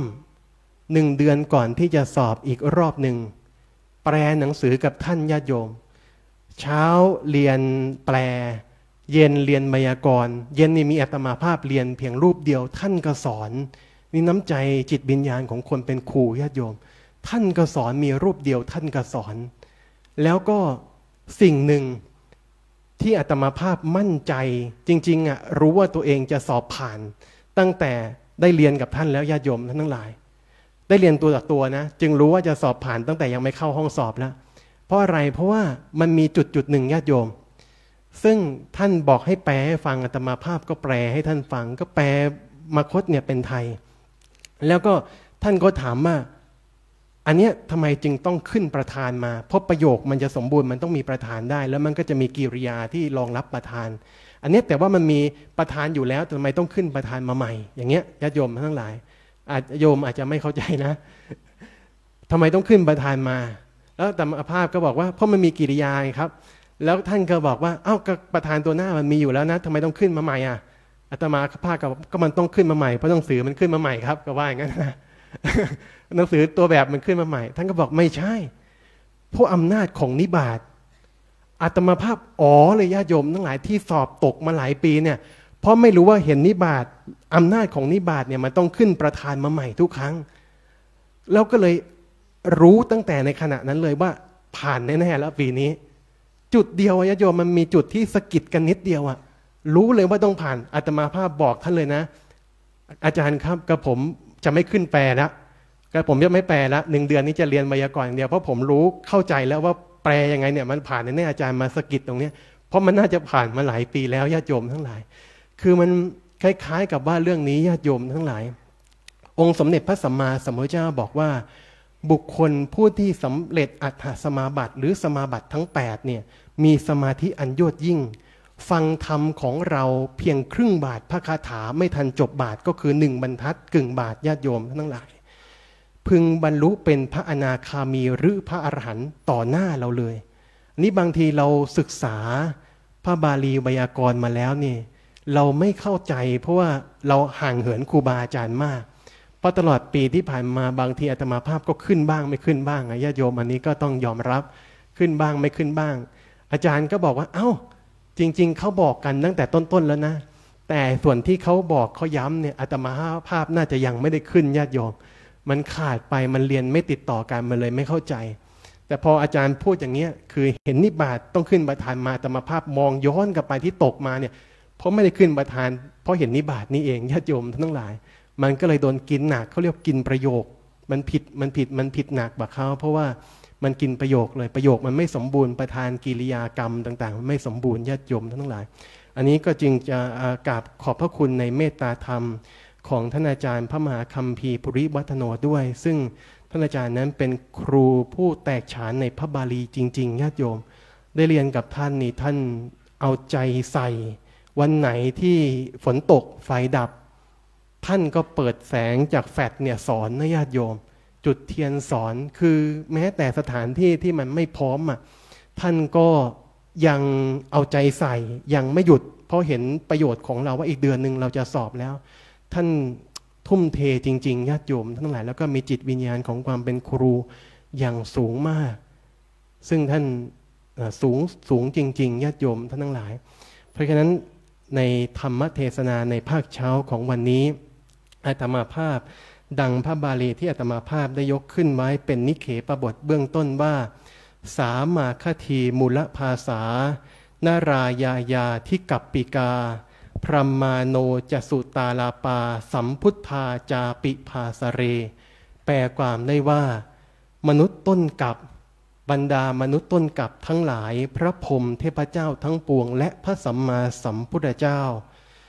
ล้วนใช้ภาษาบาลีในการสื่อสารกันมาตั้งแต่ดั้งเดิมและใช้ในการประกาศพระศาสนาทั้งนั้น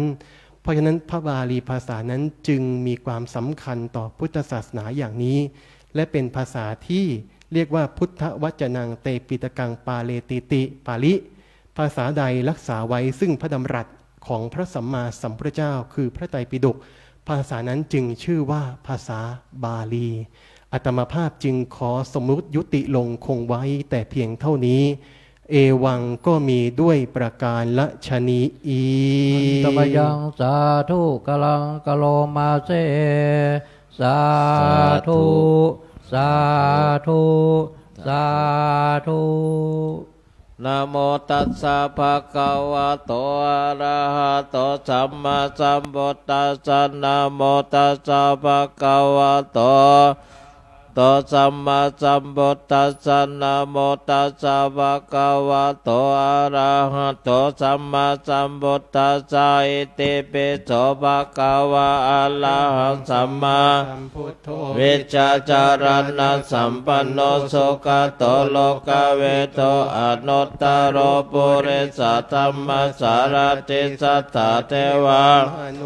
นะโมโตภะคะวะเตสวะกะโตภะคะวะตัตตโมสันติติโกอาคาลิโกเอหิปัสสิโกปันนาปัจจตเวทิตาโวเวนโยเหติโสปฏิปันโนภะคะวะโตสาวกสังโฆจปฏิปันโน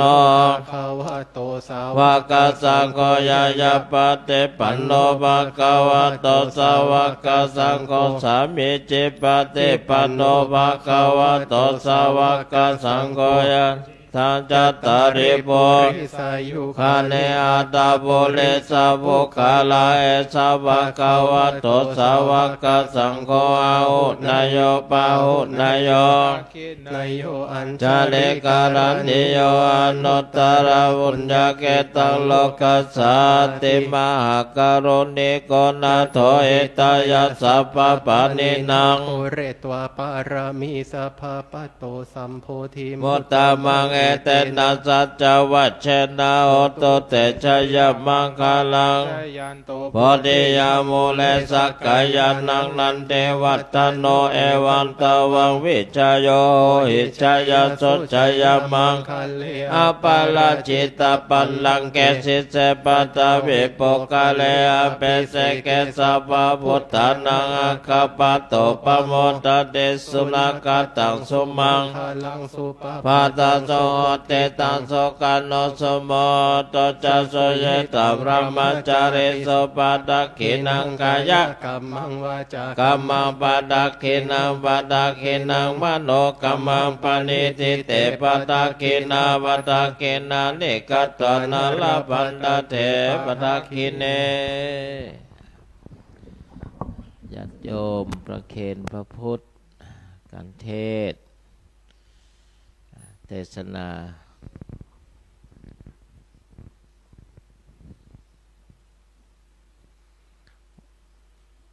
วันนี้องค์เทศรู้สึกว่าพลังมากพูดได้ชัดแจ่มแจ้งปั๊บไม่มีสะดุดพลังเดี๋ยวอย่าเพิ่งเดี๋ยวมีอีกแสดงว่าพลังงานชาร์จแบตเตอรี่เยอะไปรับพัดประเรียนมา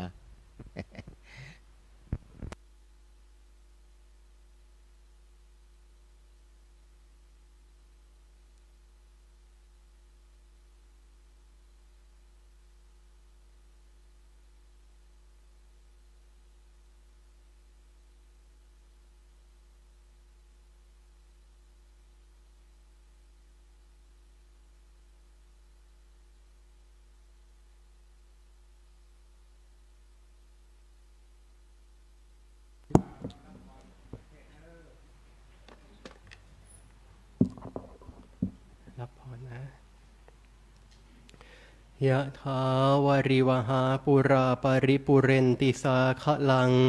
เอวะเมวะอิโตทินังเปตานังอุปกัปปติอิชิตังปฏิตังตุมหังคิปะเมวะสมิชตุสัพเพปุเรนตุสังกปาจันโทปนารโสยะถามณิโชติระโสยะถาสัพพิติโยวิวัชชันตุสัพพะโรโควินัสตุมาเตภวัตวันตรายโยสุขีทีคายุโกภวะ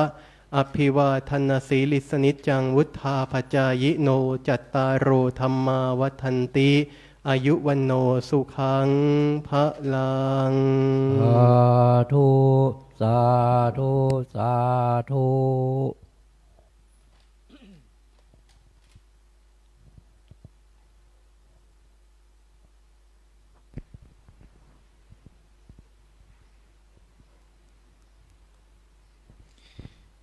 เณรสามเณรเก้านั้นแม่เพิ่งก็บวชเป็นแม่ชีเป็นนักปฏิบัติแต่นะแม่เป็นลูกศิษย์หลวงปู่ลูกศิษย์หลวงพ่อสุชินเรียบร้อยแล้วครับเรียบร้อยแล้วครับหลวงพ่อสุชินวัดธรรมตองซึ่งละสังขารไปแล้วแม่ของเณรเก้าเนี่ยญาติโยมครับต่อไปก็ขอเชิญคณะพระนานยังไม่ได้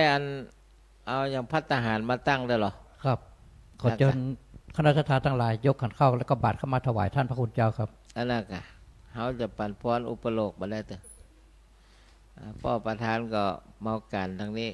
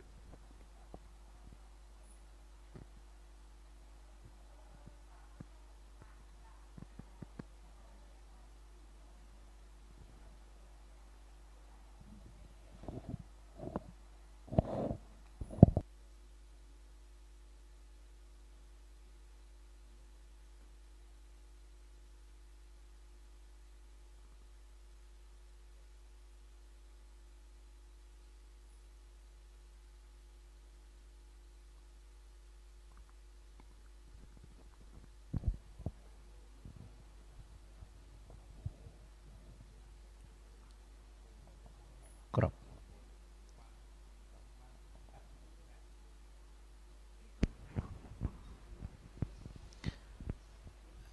ถ้าพร้อมพ่อหนานจะแลกกล่าวคำถวายต่อไปพร้อมแล้วครับก็คำถวายพร้อมเดียวกับคำเนื้อนะโมตัสสะภะคะวะโตโมตัสสะนะโมตัสสะภะคะวะโตอะระหะโตสัมมาสัมพุทธัสสะนะโมตัสสะภะคะวะโตอะโตสัมมาสัมพุทธัสสะว่าพร้อมเด็กกันครับเยมาเนมายังพันเตภัตตาเนสาปาลิวาลาเนเพโกสังฆาสะโอโนชยามะสาธุโนพันเตภิกขุสังโฆอิมาเนภัตตาเนสาปาลิวาลาเนปาติกานาโตอัมหากังเทคาลตังหิตายะสุขายะข้าแด่พระสงฆ์ผู้เจริญข้าพระเจ้าทั้งหลายขอน้อมถวายภัตตาหาร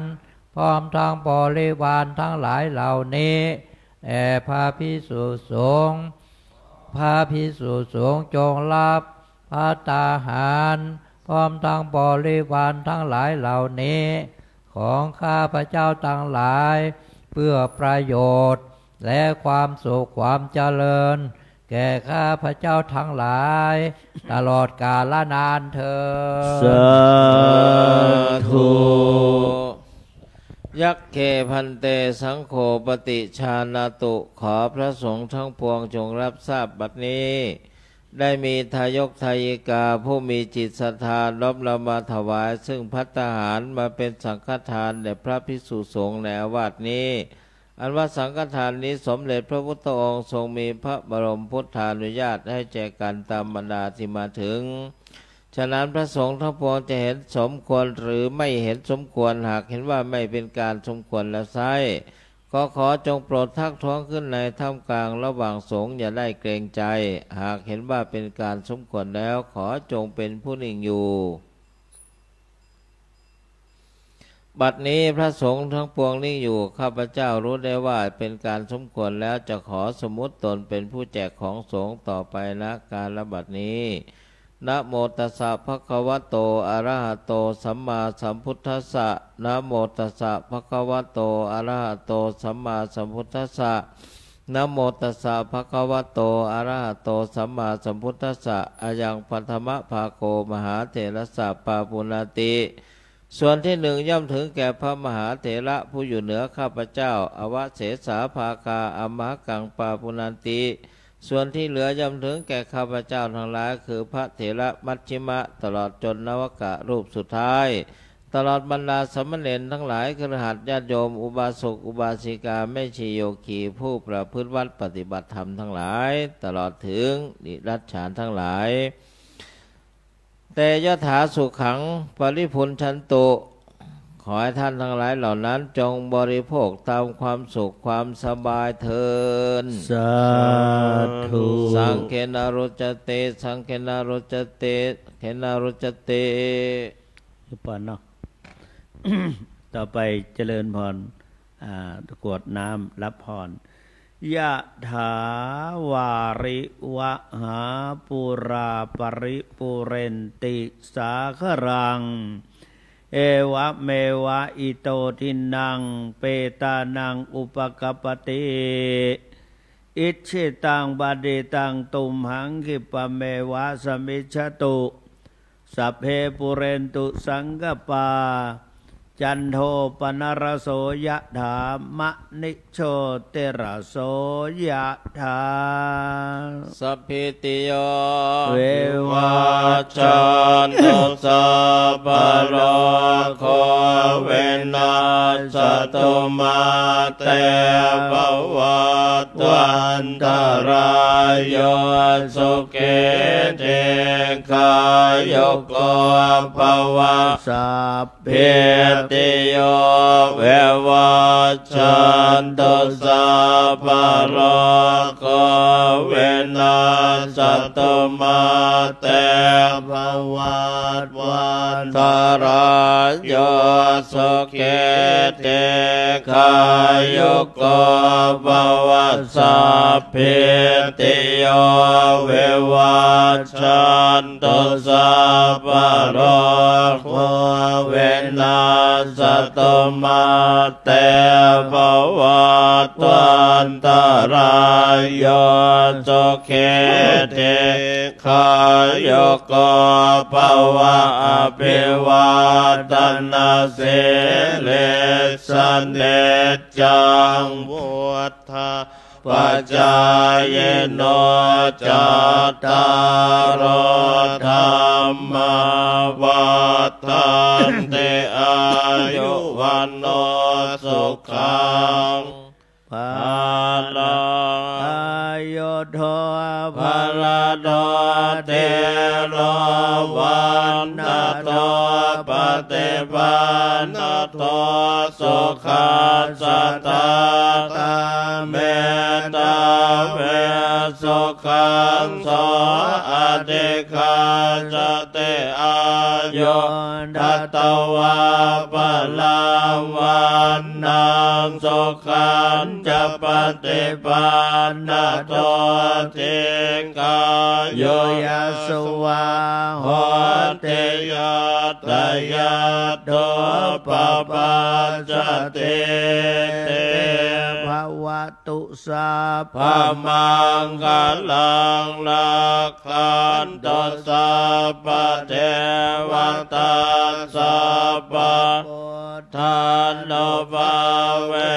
นัสสตาโสติภวันตุเตภวันตุสัพพมังคลังรักขันตุสัพพเทวตาสัพพธัมมานุภาเวนัสสตาโสติ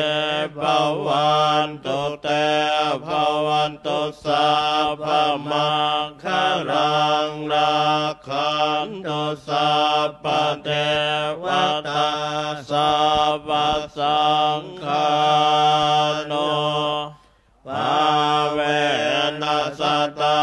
โสติภาวันตุเตสาธุสาธุสาธุครับขอเชิญทุกท่านนั่งสมาธิเจริญภาวนาต่อไปครับ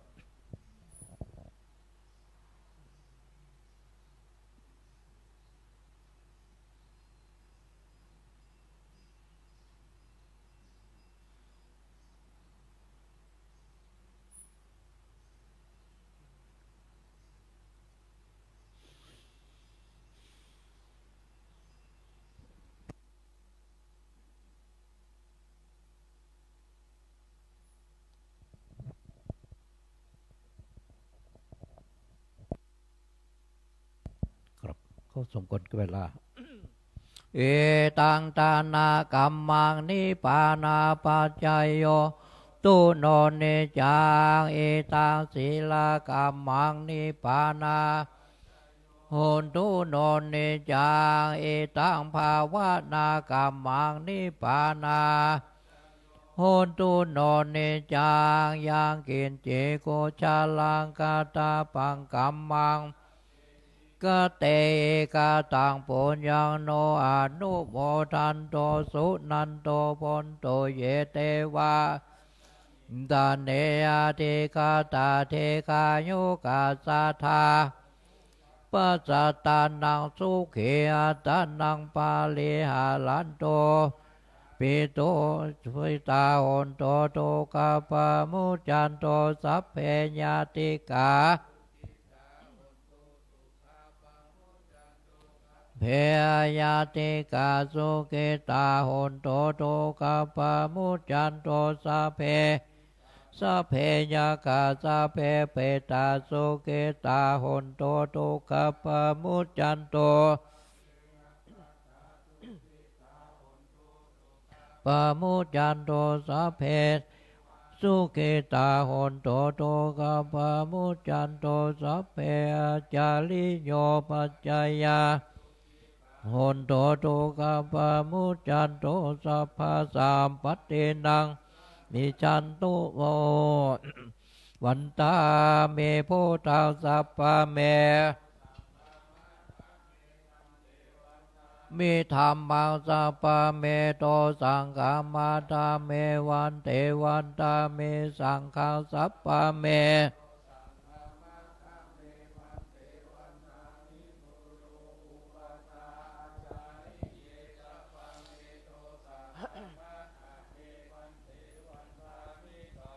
ทานาสัพพะเมโตสังฆามาตาเมวันเทวันตาเมละเมมาทาสีมายังสัพพะเมโตสังฆาเมวันเทวันตาเมสิยาสัพพังสัพพะทาเนโสภะเทสิขา พุทธาโลปัสสกาลาสัตตานันทาโลเกเทวะโลเกเกจัมโพธิเปลังกาติเปสาเลลาทาตุโยตุโยอรหันตาทาตุโยเจติยัง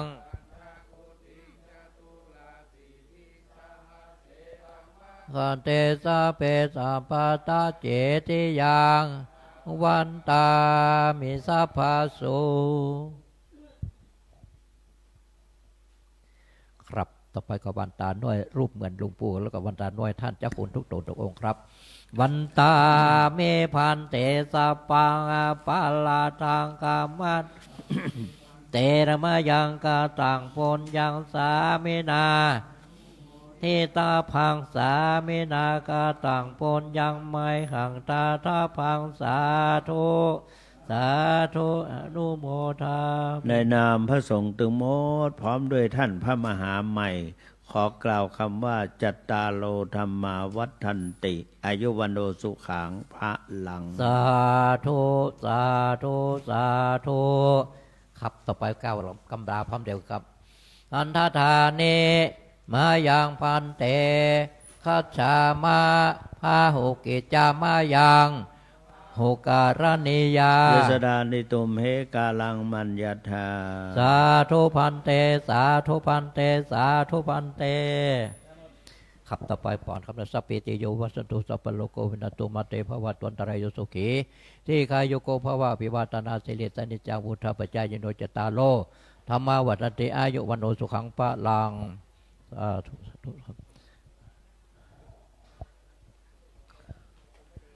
ครับขอเมตตาธรรมท่านพระคุณเจ้า